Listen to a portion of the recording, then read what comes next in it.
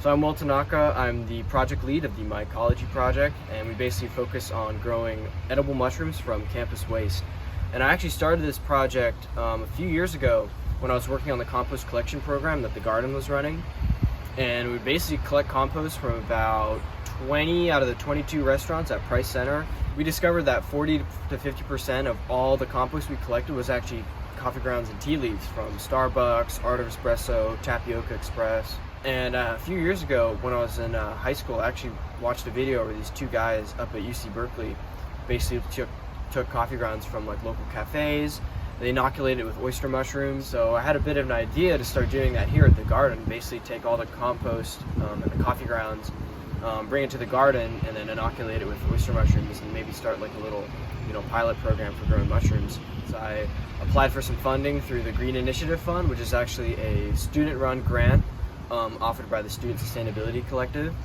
And this grant has been really invaluable in honestly helping fund a lot of the different projects here at the garden. So we initially started using coffee grounds, but we kind of had problems with a lot of contamination by green mold, just because the coffee grounds are actually very nutrient dense. They have a lot of excess nitrogen, which the oyster mycelium actually really likes, but the converse of that is our molds and other bacteria also really like those nutrients. So we had really good success, but also a pretty high rate of contamination. So right now we're primarily growing on just plain old shredded straw, and occasionally now and again we'll mix a little bit of coffee grounds in with the straw to kind of supplement it, and that definitely improves the success rate when using coffee grounds. Because basically in the future, I'd really like to somehow monetize this project a little bit, because actually mushrooms are one of the most productive things we grow here at the garden, because we're in a eucalyptus grove, so there's a lot of shade.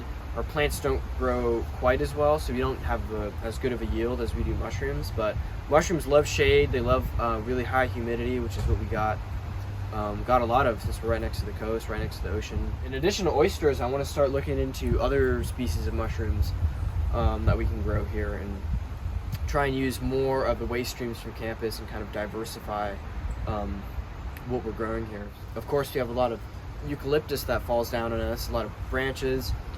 So we want to start experimenting and seeing if we can actually grow mushrooms on this wood, because eucalyptus is honestly one of the only readily available hardwoods that we can access here in San Diego. So thank you for watching our presentation. I hope this inspired you to kind of learn a little bit more about the mushroom growing world. And also, please feel free to check out a lot of the other different research projects we have here at the garden. So yeah, thank you.